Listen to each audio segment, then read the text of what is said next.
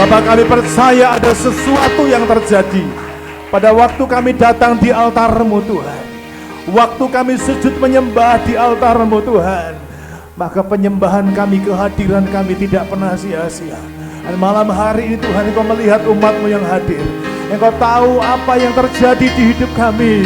Engkau terjadi apapun yang sedang kami hadapi. Dan satu perkara, kalau kami percaya kepada Tuhan, kami bersandar kepada Tuhan, kami sujud di hadapan Tuhan dan mempersilakan Tuhan berkarya atas hidup kami, maka pasti ada sesuatu yang terjadi dalam hidup kami. Ada mukjizat menyertai kami.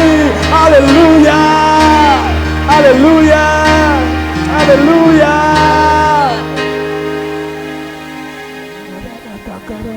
Saudaramu, haleluya, haleluya, haleluya.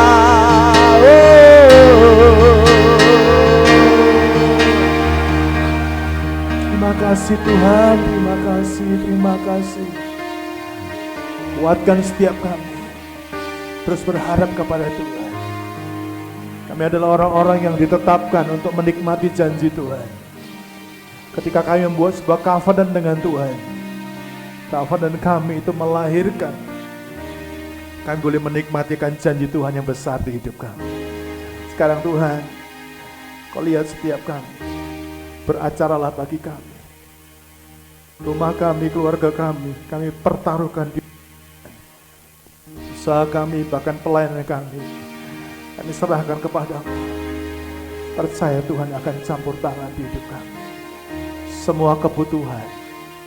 Semua kebutuhan yang kami punya, Tuhan cukupkan, Tuhan menyediakan, dan kami tidak akan kekurangan sesuatu apa-apa. Ini waktunya kami siapkan hati kami buat firman. Roh Kudus, berfirmanlah bagi kami, bicaralah bagi kami. Semua kami yang ada di tempat ini, kami siap dan kami haus akan firman-Mu. Hanya di dalam nama Tuhan Yesus Kristus. Pada semua yang siap dengar firman Tuhan, bersama-sama kita berkata, amin. Berikan tepuk tangan yang luar biasa bagi nama Tuhan. Silahkan duduk kembali, Tuhan Yesus berkati. Haleluya. Apa kabarnya? Puji Tuhan. Saya percaya malam ini kita semua menikmati lawatan Tuhan yang luar biasa. Amin. Ada sukacita? Haleluya. Kasih tepuk tangan yang dahsyat buat Tuhan Yesus Kristus. Haleluya. Nah, malam ini kita akan bersama-sama belajar dari firman Tuhan. Tema hari ini adalah kekuatan untuk menikmati janji Tuhan. Mari ucapkan bersama-sama dengan suara yang keras. 2, 3. Kekuatan. Amin. Ya, saya mulai dengan ini, saudara ya. Orang percaya itu hidup oleh janji-janji Tuhan. Ya. Jadi orang percaya itu hidup oleh janji-janji Tuhan. Kita hidup dengan janjinya Tuhan. Amin. Saya percaya kita hidup karena janji Tuhan. Amin. Nah, dan setiap janji Tuhan itu pasti digenapi. Katakan sama-sama, janji Tuhan pasti digenapi. Kasih tahu kanan kiri, janji Tuhan pasti digenapi gitu ya. Ya. Amin. Sekarang ganti ngomong ini, kamu pasti nikmati janji Tuhan gitu. Amin. Yang setuju berikan tepuk tangan yang luar biasa bagi Tuhan. Saya mesti ingat begini, ya. Kita ini hidup oleh janji Tuhan dan setiap janji Tuhan itu pasti akan digenapi. Tapi kita mesti ingat satu hal, bahwa yang namanya janji, setiap janji itu pasti ada syaratnya. Bilang sama-sama, setiap janji pasti ada syaratnya. 2, 3. Amin. Waktu saya mengikat janji dengan istri saya, wah, di depan altar, wah, itu deg-deg ser. Aku menerima engkau sebagai istriku yang sah dan satu-satunya, baik dalam Amin. Apalagi? Baik dalam sehat maupun apalagi? Apa? Kaya atau miskin gitu ya. Itu kayaknya perlu ditambahkan. Ada yang lupa memang. Waktu kaya atau miskin. Waktu dikejar utang maupun. Mesti ada itu ya. Iya ya. Betul tidak? Loh itu janji loh. Ya. Dan ada syaratnya, kedua belah pihak waktu ikat janji itu ada syaratnya. Saya masih ingat pada waktu saudara beli motor, beli mobil, beli rumah, beli apapun, itu ada namanya perjanjian jual beli. Orang Indonesia itu suka tanda tangan tapi nggak suka baca. Apalagi namanya perjanjian. Lihat hurufnya yang kecil-kecil dan ribuan itu langsung percaya saja, ya kan? Orang Indonesia kan percaya saja. Kita nggak suka baca karena apa? Padahal sebenarnya di situ ada syaratnya. Makanya seringkali karena kita nggak suka baca, kita nggak tahu di situ ada syarat-syarat yang kita sebenarnya harus pahami dan mengerti dengan baik. Ya, oke? Nah, artinya begini ya. Waktu kita bicara tentang janji Tuhan, artinya begini, hanya mereka yang bisa memenuhi syaratnya yang akan menikmati janji Tuhan. Ya, jadi kalau kita nggak memenuhi syarat, batallah janji itu. Karena kita hidup dengan janji Tuhan. Nah, mari kita akan lihat sama-sama tentang sebuah catatan Alkitab yang luar biasa yang akan membuka wawasan dan pengertian kita tentang bagaimana Tuhan terhadap janjinya. Tapi saya ingin memastikan dulu, sebelum kita masuk lebih dalam tentang apa yang Alkitab catat mengenai perjanjiannya dengan bangsa Israel, saya ingin Anda benar-benar yakin.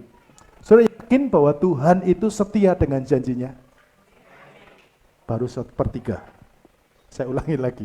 Saudara percaya kalau Tuhan itu berjanji dalam firman-Nya, Dia pasti akan menggenapi firman-Nya? Amin. Wah, sudah mulai semuanya ini. Sudah bangun semuanya. Amin. Kita mesti percaya kalau apa yang dikatakan oleh Alkitab itu pasti akan digenapi oleh Tuhan. Amin. Nah, makanya kalau baca jangan pakai pikiran.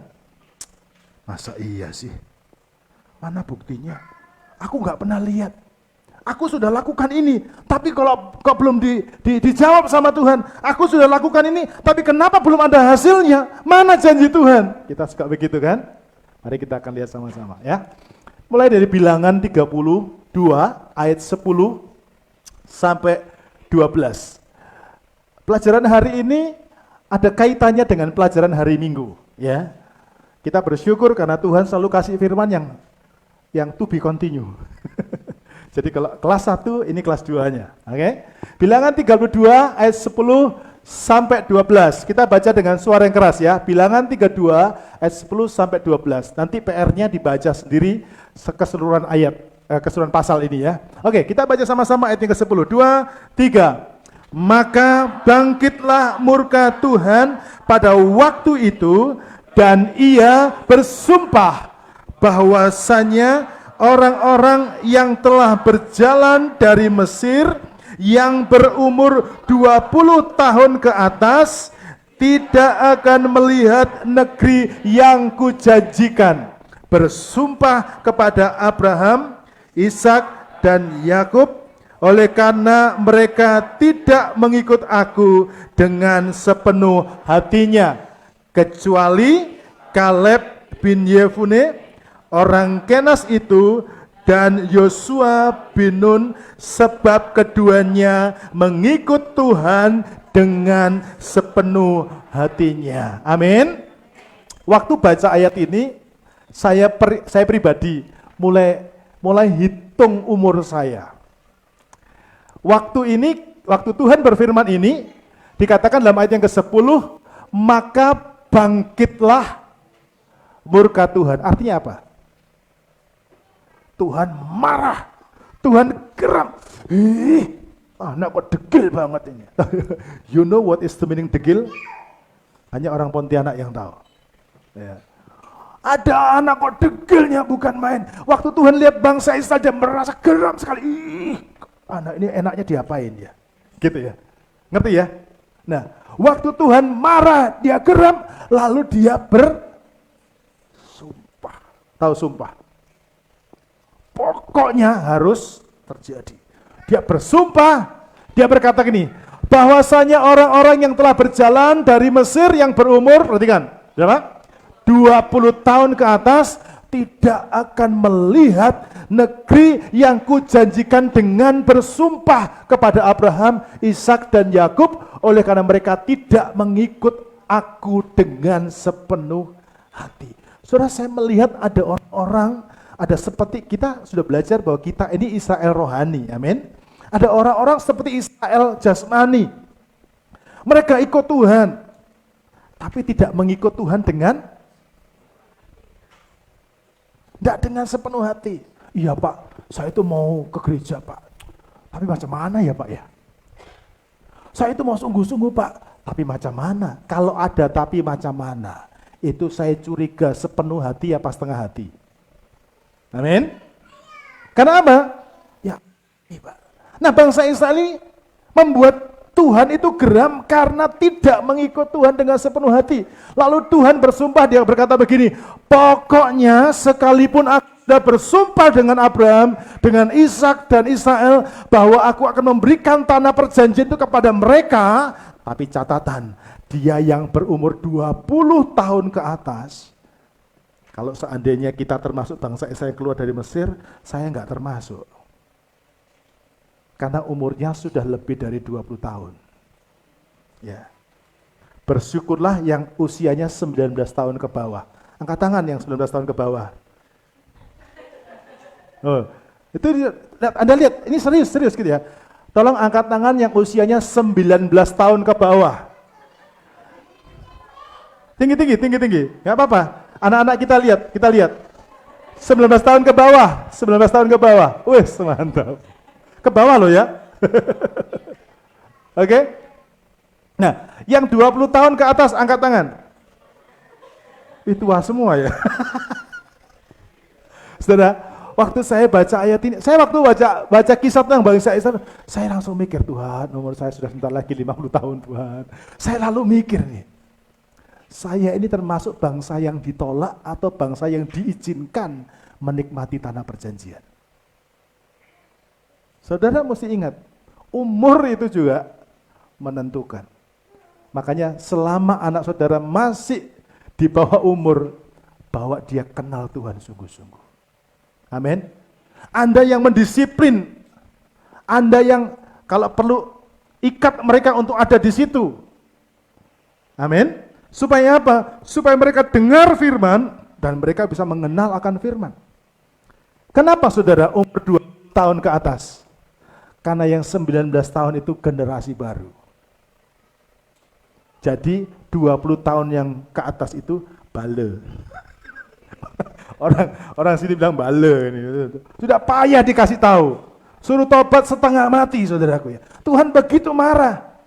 Pokoknya yang 20 tahun ke atas nggak boleh masuk tanah perjanjian. Sekalipun aku ya, perhatikan ini. Yang berumur 20 tahun ke atas tidak akan melihat negeri yang kujanjikan dengan bersumpah. Saudara bisa bayangkan Tuhan kalau sudah teken kontrak, bersumpah itu sama dengan berjanji di atas materai. Kira-kira Tuhan bisa batalkan enggak? Sebenarnya tidak bisa. Tapi kenapa Tuhan harus membatalkan itu? Karena orang yang diajak janji ini tidak mau memenuhi syaratnya. Syaratnya apa? Cuma ini syaratnya. Mengikut aku dengan, saya ulangi. Syaratnya apa? Mengikut Tuhan dengan, amin. Cuma itu. Tapi mereka enggak sepenuh hati. Kadang kita ini ikut Tuhan juga, ya kalau butuh supaya usaha diberkati, cari Tuhan. Supaya selamat bisnisnya, cari Tuhan. Supaya langganan banyak, cari Tuhan. Nanti kalau sudah langganan banyak, sorry, tidak sempat Pak Pendeta. Kenapa? Langganan banyak, hati-hati. Ya, yang Tuhan sudah bersumpah saja, Tuhan bisa batalin. Apalagi kalau saudara mau coba tes. Mau tes? Boleh. Ya. Tapi jangan marah kalau resikonya bangkrut ya. Karena Tuhan ini serius. Ya, Tuhan berkata, bersumpah kepada Abraham, dia relakan. Dan dia katakan ini, kecuali. Wah, saya kalau dengar kata kecuali itu saya suka sekali. Berarti ini orang yang istimewa. Ini yang kita contoh sama-sama. Amin. Kecuali siapa? Kaleb bin Yefune, orang Kenas itu, dan Yosua bin Nun, sebab, ayo baca sama-sama dengan suara keras, 2, 3. Sebab keduanya mengikut Tuhan dengan sepenuh hatinya. Amin. Amin. Mau ikut Tuhan sepenuh hati?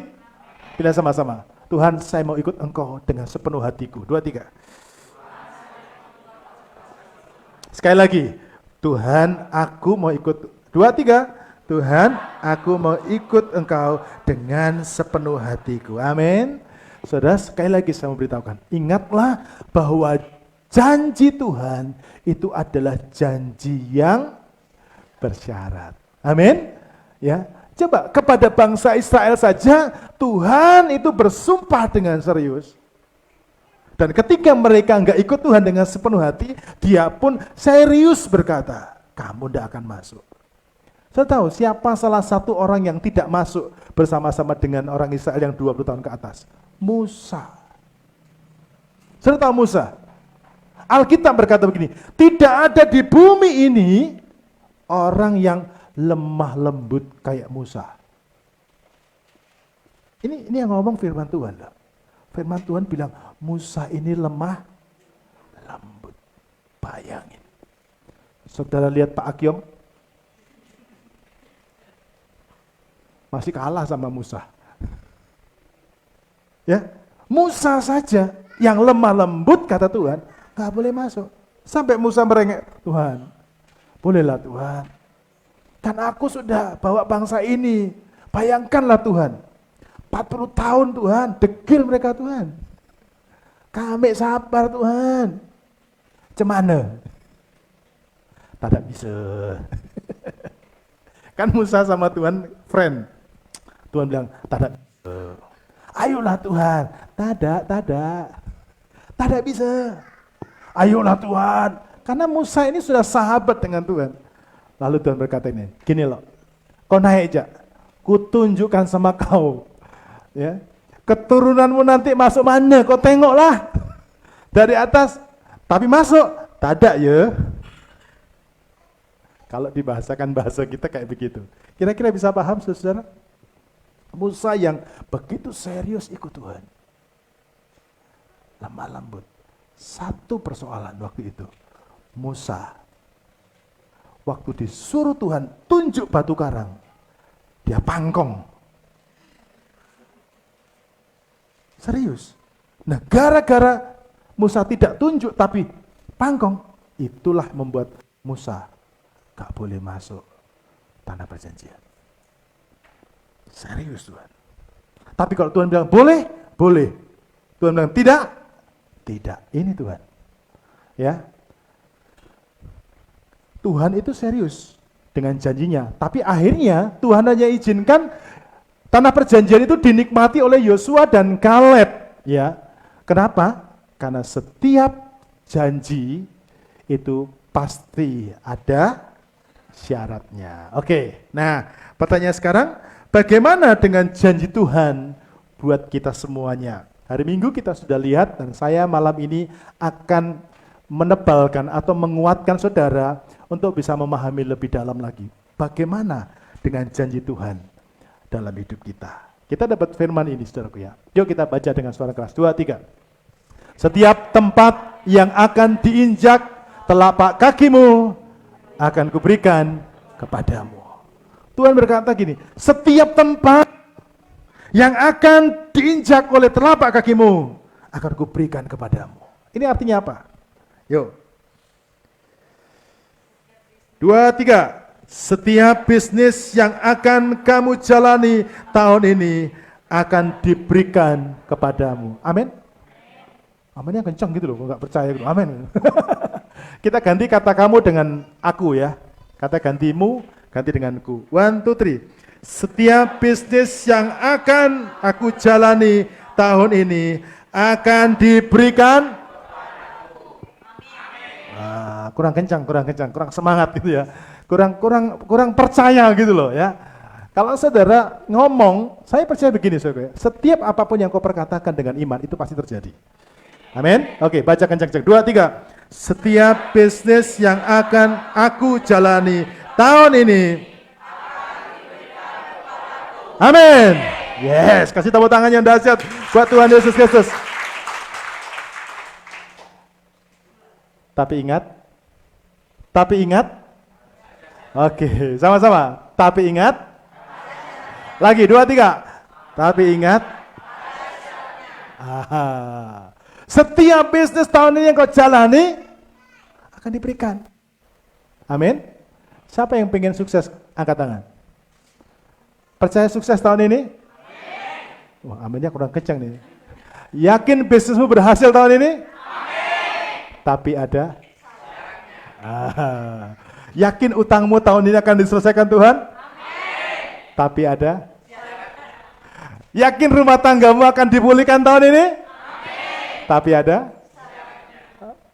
Yakin pelayananmu akan diberkati Tuhan tahun ini? Amin. Tapi ada? Yakin tahun ini punya rumah? Amin. Tapi ada? Yakin tahun ini bagi yang belum menikah? Yang sudah menikah jangan amin. Yakin yang belum menikah tahun ini akan menikah?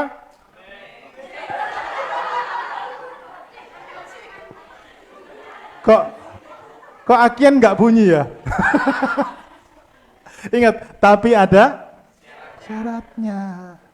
Amin. Ada syaratnya. Ya.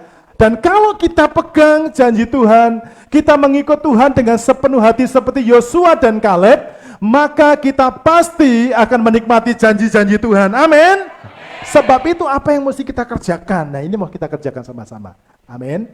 2021 jangan kayak tahun-tahun sebelumnya, lelet, ya kalau ikut Tuhan, kalau enggak hujan. Ya, saya ingin mengubah Alpha Center bukan hanya tidak takut sama corona, juga tidak takut sama hujan. Yang setuju katakan amin. Kalau imanmu enggak kuat, beli mobil. Iya kan? Iya, amin dong. Iya toh? Kalau takut kehujanan, beli mobil. Kalau jas hujan, bisa minta sama sebelah. Amin. Iya, cari Tuhan itu dengan sepenuh hati. Ya Pak, saya sebenarnya mau ke gereja Pak, cuma hujan Pak. Ya, Anda takut hujan, enggak punya mobil, enggak mau beli mobil. Saya takut basah Pak. Ya ini enggak ikut Tuhan dengan sepenuh hati. Amin. Kalau engkau ikut Tuhan dengan sepenuh hati, meskipun ada rintangan, engkau berani bayar harga. Karena engkau tahu Tuhanmu itu dahsyat. Amin. Nah, sekarang apa yang harus kita lakukan supaya kita bisa menikmati janji Tuhan? Kita kembali kepada pelajaran kita minggu lalu. Pertama, bangun apa? Bangunlah pujian penyembahan kepada Tuhan di rumah. Nah, saya ingin kembali mengingatkan bahwa 40 hari 40 days family care harus dijalankan. Amin. Yang sudah lupa-lupa, ayo ingat kembali. Kita mulai lagi, mau mulai hari ini boleh. Tapi kami dan keluarga tetap bangun mesbah. Kenapa? Karena bagi saya pujian penyembahan di rumah itu penting sekali. Amin. Mari kita baca sama-sama. Mazmur 104 ayat yang ke-33. 2, 3. Aku hendak menyanyi bagi Tuhan selama aku hidup. Aku hendak bermazmur bagi Allahku selagi aku ada. Amin. Firman Tuhan berkata begini. Ya, ini pemazmur bisa berkata, kalau aku harus hidup, aku akan menyanyi bagi Tuhan. Kenapa sih kita harus menyanyi bagi Tuhan? Banyak orang tidak menyadari bahwa apa yang kita lakukan di bumi ini sebenarnya sebuah training kita sebelum kita ini nanti dalam kemuliaan kekal di sorga, kita tinggal bersama-sama dengan Tuhan. Kalau engkau nggak suka memuji Tuhan, lawan katanya memuji apa? Mengejek, menghina. Saya ulangi lagi, lawan katanya memuji apa? Menghina.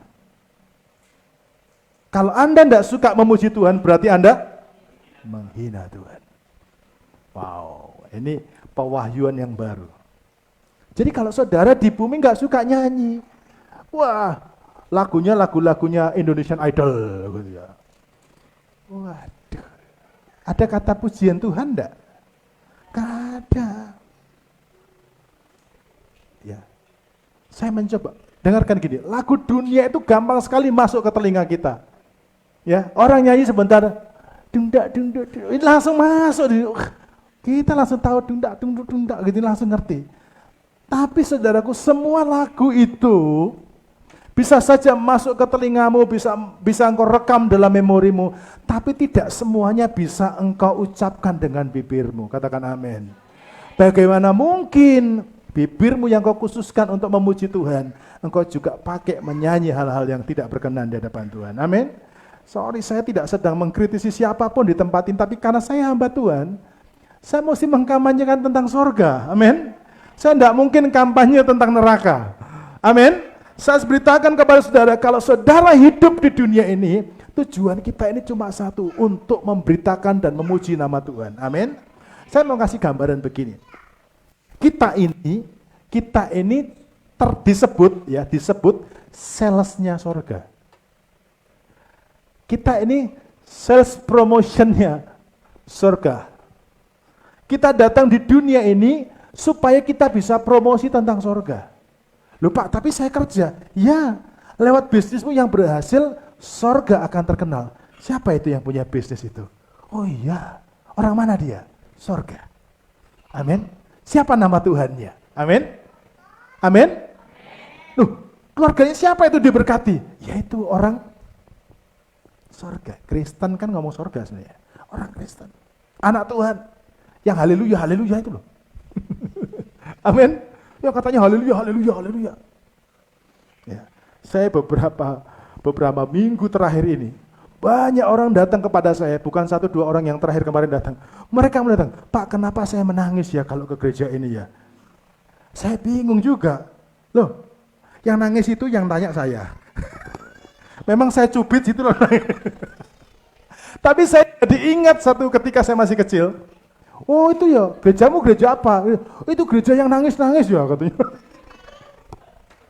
Karena saya dari opa saya pendeta, papi saya juga pendeta, saya juga pendeta. Jadi saya dengar dulu, zaman dulu, oh itu gereja yang nangis-nangis tuh ya. Kalau gereja sana sunyi, sepi. Sampai jatuh tuh, ting, itu dengar tuh, ting, saking sepinya. Mari kita masuk dalam hadirat Tuhan. Kita mengheningkan cipta dan kita menyanyikan satu lagu bagi Tuhan. Hormat bagi Allah Bapa. Itu sunyi sepi. Ya kan? Nah, tapi saya benar-benar ngelihat saudara. Saya sampai sama Ibu Gembala bilang gini. Ini yang dulu orang bilang ya. Gereja itu ya. Orang suka ngejek, gereja itu yang nangis-nangis itu ya. Saya pun heran, orang masuk sini jadi cengeng semua. Tapi akhirnya saya bilang begini sama Gula, untung Pak Purba kasih ide, kalau penyembahan lampunya dimatikan. Jadi itu peluang buat Anda untuk menangis dan menikmati hadirat Tuhan lebih kencang lagi. Amin. Jadi saya bilang, wih untung ya waktu itu kita sudah ada lampu yang digelapin. Kalau Anda datang 6 bulan yang lalu, masih terang benderang. Ya, untung datangnya pas sudah mulai ada reformasi di ruangan ini. Sesuai yang kasih Tuhan, kita ada itu untuk memuji dan menyembah Tuhan. Amin.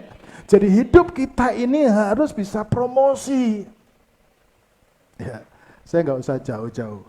Satu ketika saya di atas, lalu ada anak Tuhan nggak tahu di rumah mana, dia nyanyi.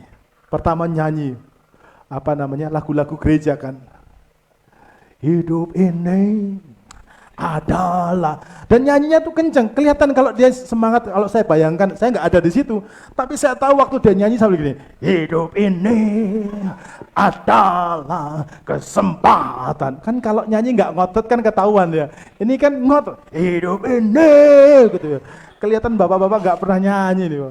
Loh, sudah selesai firman Tuhan selesai, tiba-tiba ganti musiknya, ding, Manuel. Saya bilang ya ampun. Coba itu orang yang di sebelahnya tuh kira ini orang gila ya. Pertama dia puji Tuhan, lalu yang kedua dia puji Manuel.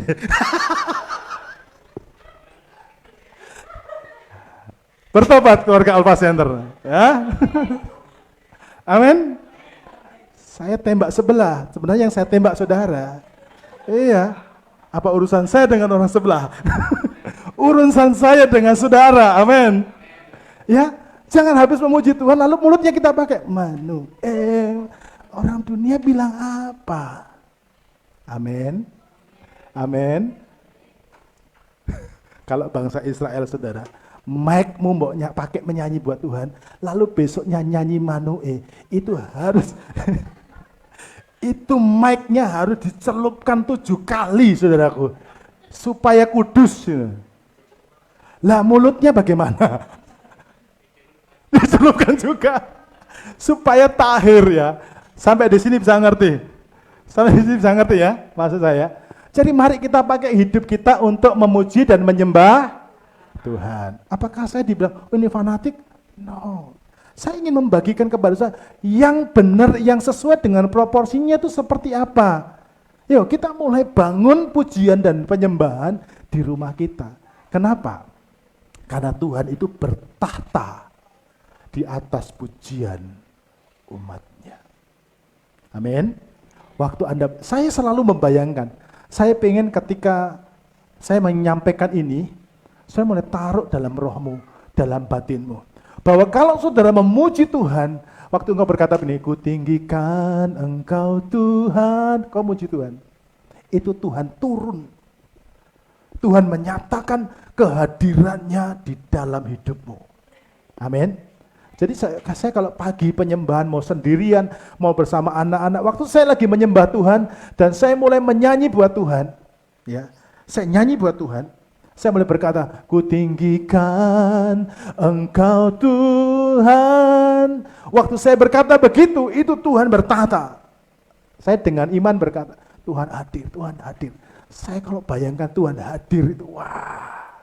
Amin. Amin. Kalau Tuhan hadir, saya percaya pasti ada mujizat dalam hidup saya. Amin. Pasti ada kekuatan pada waktu saya lemah. Amin. Pasti ada penyertaan Tuhan. Jadi saya nggak perlu takut dengan apapun yang saya butuhkan. Ya, saya tidak takut dengan seberapa besar persoalan yang harus saya hadapi. Seperti perkataan Tuhan di awal tahun 2020, kita ketemu raksasa, saudara. Kita ketemu situasi yang mungkin lebih berat daripada tahun-tahun sebelumnya, tapi nggak perlu takut. Kenapa? Karena saya membiasakan hidup saya untuk memuji dan menyembah Tuhan. Ketika saya memuji dan menyembah Tuhan, maka yang terjadi adalah Immanuel. Tuhan menyertai kita. Amin. Mau memuji dan menyembah Tuhan? Ini yang pertama. Yang kedua, apa yang mesti kita lakukan, saudara ya? Yang kedua, bangunlah kehidupan doa yang tetap bersama Tuhan.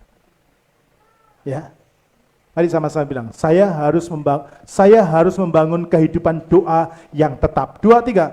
Saya harus membangun kehidupan doa yang tetap. Oke, kita akan baca sama-sama. Daniel pasal yang ke-6 ayat 10. Ya, kita akan baca sama-sama ya. Daniel pasal 6 ayat yang ke-10 kita baca sama-sama. 2, 3. Demi didengar Daniel bahwa surat perintah itu telah dibuat, pergilah ia ke rumahnya. Dalam kamar atasnya ada tingkap-tingkap yang terbuka ke arah Yerusalem.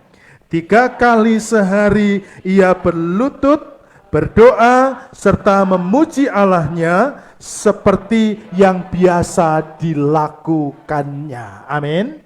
Saudara, Daniel ini ngajarin kita betapa pentingnya membangun kehidupan doa yang tetap. Amin. Amin. Kita harus punya jam doa sendiri. Namanya doa yang tetap. Ya, doa yang tetap, kehidupan doa yang tetap. Daniel melakukan itu. Waktu dia dengar ada vonis daripada raja. Dan itu membuat dia terancam akan dimasukkan ke dalam gua singa. Daniel, nih, pergilah ia ke rumahnya. Dia mendesain kamarnya. Dia desain kamarnya, dia buat jendela yang menghadapnya ke Yerusalem. Ini ditiru sama saudara sepupu kita. Bikin tempat sembahyang yang mengarahnya kiblat. Ini kiblat. Kenapa demikian? Karena mereka sama. Israel sama Arab ini sama. Ya. Nah, Daniel mengarah kepada Yerusalem. Bukan berarti sekarang, kalau begitu saya arahkan rumah saya ke Yerusalem. Lalu rumah saudara menceng semua nanti bentuknya. Ya enggak, zaman sekarang enggak gitu. Tuhan berkata apa? Kita menyembah Dia dalam roh. Amin. Ini menarik, enggak perlu rumahnya dibelokkan kanan kiri lah. Ya kan? Karena suatu saat bumi bergeser. Ya, bisa bergeser, lalu geser sudah rumah saudara. Ya.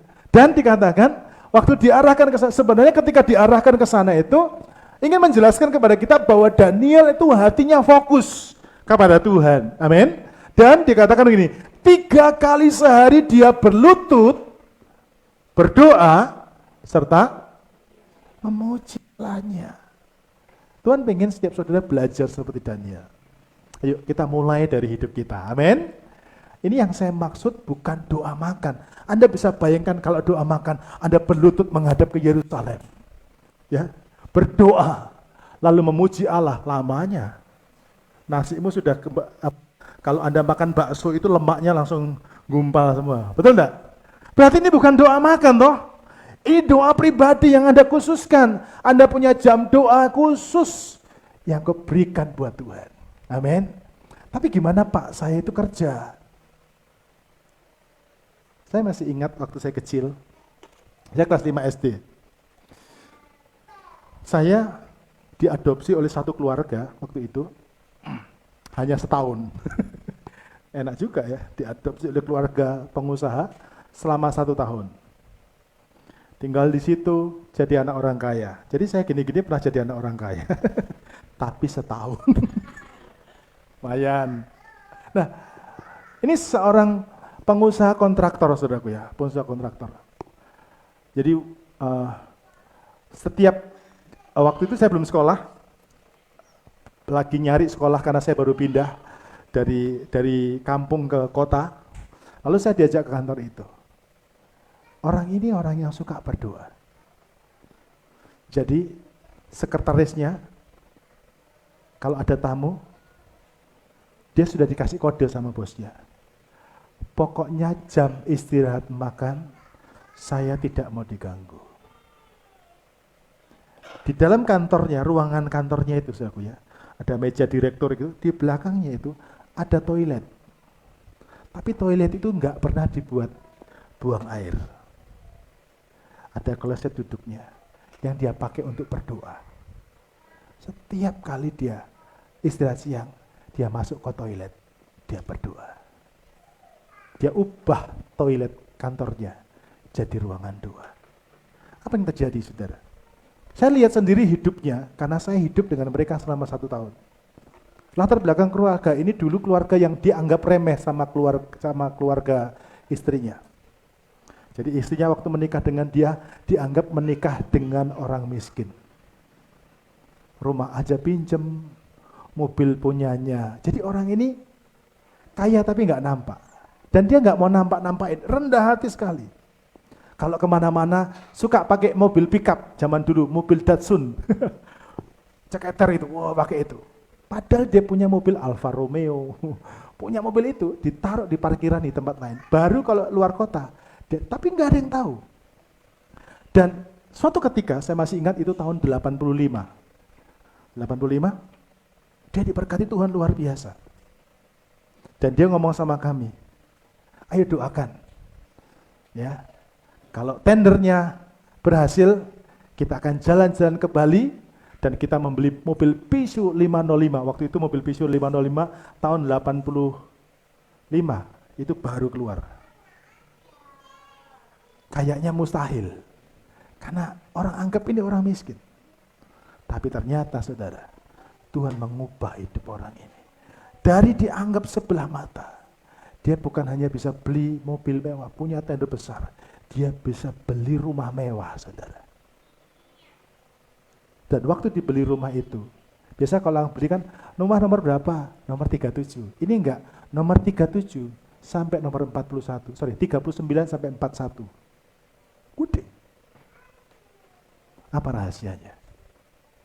Karena orang ini membangun kehidupan doa. Amin. Amin. Saudara, bangunlah kehidupan doa. Jangan berdoa kalau mau makan. Artinya apa? Ya saya pengen selamat lah kalau makan gak kesedak gitu. Kita berdoa kepada Tuhan karena kita tahu Tuhan itu layak untuk disembah. Amin. Waktu kita berdoa, kita bukan hanya minta. Ya, kalau sudah punya jam doa sendiri dengan Tuhan, itu artinya Anda berdoa dan doamu bukan cuma minta, doamu kadang-kadang cuma mengucap syukur, haleluya. Tuhan Engkau baik, Tuhan Engkau luar biasa. Dan saya percaya itu cukup untuk menyenangkan hati Tuhan. Amin. Nyanyi aja. Kadang-kadang kau waktu di hadirat Tuhan gak tahu mau ngomong apa. Sudah nyanyi aja, haleluya, haleluya. Puji Tuhan Engkau baik, Tuhan Engkau dahsyat. Kau berkati, kau lindungi kami, kau jaga kami. Amin. Cuma doa ucap syukur, Tuhan pasti buat mujizat. Seperti yang kita bahas lalu, Daniel ini orang yang luar biasa. Dia punya kecerdasan 10 kali lipat dari orang-orang yang berilmu di negeri itu. Dia bukan orang di situ. Dia ini tawanan. Ya. Daniel ini adalah salah satu anak muda yang ditawan dari Israel. Tapi waktu ada kontes, cari orang pintar, dia ikut. Dan ketika ikut dites, Daniel 10 kali lipat cerdas dari semua orang berilmu. Saya yakin bukan hanya kita, anak-anak kita kalau mau cerdas, bawa mereka untuk berdoa. Amin. Ajak mereka untuk berdoa. Saya didik anak-anak saya didik diri saya sendiri tuh, ayo berdoa, saya berdoa. Karena ketika kita berdoa, Tuhan bisa bikin kita beda. Amin. Ada anak-anak ya, aduh kasihan ya anakku ini. Jujur, anak-anak itu bisa dilihat intelijensinya, kepintarannya dari kecil udah kelihatan. Tapi kalau sudah merasa bahwa anakmu kurang cerdas, ajak mereka berdoa. Amin. Tegaskan mereka, ayo suka berdoa. Tapi Pak, dia belum mengerti. Ya kamu tumpangi tangan, doakan. Dilatih. Anak-anak saya jadi kecil saya latih. Ayo kita berdoa ya, berdoa ya. Kalau mati lampu gimana? Mati lampu, berdoa ya sama Tuhan Yesus minta supaya lampunya cepat nyala. Itu hal kecil kami ajarkan. Dan akhirnya di rumah kami ada spesialis doa mati lampu. Jiren. Ya, kalau mati lampu, jiren, semua kita berdoa, jiren. Tuhan, berdoa Tuhan. Pak PLN nyalikan lampunya dalam nama Yesus. Amin. Biasanya 5 menit. Wah, itu mantap. Dari doa mati lampu saja bisa nyala. Apalagi orang sakit pasti sembuh. Amin. Daripada Anda belum pernah nyoba. Ya, kita belajar untuk hidup dalam doa. Amin. Doa yang tetap. Yang terakhir ini. Baca Alkitab. Ya. Untuk kita bisa raih janji Tuhan, kita harus tahu janjinya apa. Lah, kalau sudah nggak tahu janjinya, mau minta apa, sudah mau dapat apa? Tadi sore saya berdoa sama Tuhan, dan Tuhan berkata gini, ya, saya dapat sesuatu yang luar biasa. Dia berkata gini, hari-hari perkabunganmu akan berakhir. Wow, saya berdoa tadi sore dan Tuhan katakan hari-hari perkabunganmu akan berakhir. Wah, ini Bersyukurnya saya kalau baca Alkitab. Nemu. Waktu ini ayat yang sudah berkali-kali saya baca, Yesaya 60 ini. Ini ayat favorit saya nih. Yesaya 58, Yesaya 60, itu ayat favorit saya, pasal favorit saya. Saya suka baca itu dari kecil, dari muda saya suka baca itu. Tapi tadi sore muncul dia berfirman, dan itulah firman Tuhan. Amin. Tuhan berkata begini, aku Tuhan akan menjadi penerangmu. Aku akan angkat hari-hari perkabunganmu. Amin. Kalau kamu selama ini berkabung, akan aku ubah jadi orang yang penuh dengan sukacita. Amin. Kuncinya apa? Baca Alkitab setiap hari supaya tahu janjinya Tuhan. Yuk kita akan baca sama-sama.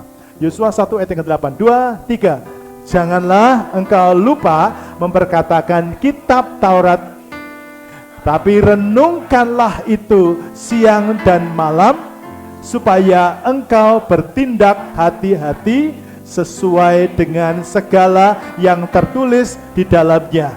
Sebab dengan demikian perjalananmu akan berhasil dan engkau akan beruntung. Saudara tahu, berhasil dan beruntung itu impian Tuhan atas hidup saudara. Amin. Tuhan ingin saudara menghidupi ini, jadi anak Tuhan yang bisnisnya berhasil. Amin. Jadi anak Tuhan yang kemanapun dia pergi selalu beruntung. Ini hatinya Tuhan. Amin. Tapi kalau saudara pengen ngalamin ini, kuncinya satu, jangan lupa baca Alkitab. Baca dan renungkan itu siang dan malam. Supaya apa? Supaya engkau bertindak hati-hati. Ingat baik-baik. Kenapa orang bisa jatuh? Kenapa orang bisa bangkrut? Karena tidak hati-hati. Sudah mulai kaya, sudah mulai sukses, mulai bergaul dengan sembarang orang. Nah, ini biasanya. Oh Pak, nge-gym Pak, Bapak kan duitnya banyak, ikut nge-gym. Tato Pak, ikut tato. Apa lagi? Obat. Ini serius terjadi, saudaraku. Ya, seorang anak Tuhan yang cukup kaya, habis hari itu karena salah bergaul. Temannya datang, kaya kamu sekarang ya, kasih obat. Berapa ini? Tak, ambil aja. Ambil aja. Satu ketika dia ketagihan, bayar. Dan gara-gara itu habis. Berubah. Pengusaha yang kaya raya, semua hartanya dijual. Dan dia sekarang jualan di depan tokonya orang. Karena apa? Tidak hati-hati. Firman ini bisa bikin kita hati-hati. Amin. Amin. Kamis ini kita akan belajar tentang menghidupkan manusia roh. Pastikan saudara ada di small group. Karena setelah saya renung-renungkan, nyambung dengan khotbah kita minggu ini. Kenapa kita mesti baca Alkitab? Kenapa kita mesti suka dan kenapa saya selalu didorong oleh Roh Kudus untuk bagikan ini? Karena ini yang bisa mengubah hidup kita semua. Lihat kanan kirinya. Ayo kita berubah. Katakan sama-sama. Ayo kita berubah. Amin. Yang bisa mengubah itu adalah firman Tuhan. Amin. Amin. Kalau karaktermu berubah, hidupmu berubah, saya pastikan dompetmu juga berubah. Yang setuju katakan amin. Berikan tepuk tangan dan mari kita bangkit berdiri sama-sama. Sebab aku percaya, bukan karena melihat, namun karena firman-Mu yang selalu dikenapi di hidupku. Ku percaya, bukan karena melihat, namun karena firman-Mu tiada pernah. Sebab aku percaya, sebab aku percaya, bukan karena melihat, namun karena firman-Mu firman-Mu yang selalu digenapi di hidupku. Ku percaya bukan karena melihat, namun karena firman-Mu tiada pernah berubah. Saudara yang kasih Tuhan, kita akan berdoa. Namun sebelum kita berdoa, mari setiap kita membuat sebuah komitmen dalam hidup kita. Saya harus membangun pujian dan penyembahan di rumah. Rumahku harus terasa hadirat pujian, penyembahan, hadirat sorga itu ada di rumah. Kalau engkau memuji Tuhan di rumah, rumahmu akan penuh dengan suasana sorga, sebab Tuhan hadir. Terus komitmen, aku harus suka baca firman. Aku harus suka berdoa. Papa berdoa sendiri, mama berdoa sendiri. Ada waktu untuk berdoa sendiri, tapi ada waktu untuk engkau berdoa bersama-sama dengan anggota keluargamu. Suatu saat engkau menyembah, seperti firman Tuhan berkata, kalau kamu berdoa, masuk dalam kamarmu, kunci pintu, supaya Bapamu melihat engkau yang ada di tempat tersembunyi. Dia akan melakukan sesuatu yang tersembunyi dalam hidupmu. Dia bikin surprise dalam hidup saudara. Dia bikin kejutan-kejutan yang luar biasa. Bisnismu berhasil, usahamu diberkati, anak-anakmu diberkati, karena ada kejutan-kejutan daripada Tuhan. Mau sama-sama kita komitmen saudara? Mari angkat kedua tanganmu. Sebab aku percaya bukan karena melihat, namun karena firman. Kami percayakan firman-Mu Tuhan di hidupku. Ku percaya bukan karena melihat, namun karena firman. Yes, tiada pernah namun karena firman-Mu tiada sekali lagi katakan, namun karena firman-Mu, namun karena firman-Mu tiada pernah. Berikan tepuk tangan yang paling meriah bagi nama Tuhan. Kami bersyukur karena kami punya Tuhan yang luar biasa. Kau setia kepada kami, Kau selalu menuntun kami di jalan-jalan yang penuh dengan kemenangan. Dan hari ini Tuhan tunjukkan kepada kami jalan bagaimana kami bisa menikmati kekuatan untuk kami meraih, kekuatan untuk menikmati janji Tuhan. Makasih Tuhan, tolong kami supaya kami tetap setia mengikut Tuhan dengan sepenuh hati lewat membangun pujian penyembahan di rumah, membangun kehidupan doa yang tetap, dan kami setia dengan baca firman. Waktu kami baca firman, kami temukan janji Tuhan yang menguatkan kami, yang meneguhkan kami. Kau sudah berfirman, sekarang Roh Kudus bicara lebih dalam, sertai kami dan meteraikan firman itu, supaya firman itu menjadi berkat bagi setiap jemaat. Mereka pulang, mereka kuat dalam Tuhan, dan mereka akan menikmati janji-Mu yang besar dan ajaib itu. Tahun ini akan menjadi tanda bagi kami. Tuhan mengubah masa perkabungan itu menjadi masa kemuliaan, masa penuh sukacita. Terima kasih Tuhan. Sekarang kami akan berpisah, sertai dan berkati kami semuanya. Sekarang saudaraku, mari arahkan tanganmu kepada Tuhan dan terima berkat Tuhan. Diberkati saudara sekalian dalam perjalanan pulang ke rumah masing-masing. Rumah tangga dan pernikahan bahkan diberkati. Anak-anakmu diberkati. Pekerjaan dan usahamu diberkati. Bahkan pelayanan bahkan diberkati. Mulai hari ini kita akan memasuki musim yang baru. Dan kita akan diberi kekuatan oleh Tuhan untuk menikmati janji Tuhan. Hiduplah dalam doa dan pujian penyembahan. Dan baca firman setiap hari. Maka perjalananmu akan dibuat Tuhan berhasil. Dan engkau akan selalu beruntung kemanapun engkau pergi. Di dalam nama Tuhan Yesus, mari kita terima berkat dengan percaya. Bersama-sama kita katakan, amin. Selamat pulang, Tuhan berkati dan selamat malam. Shalom.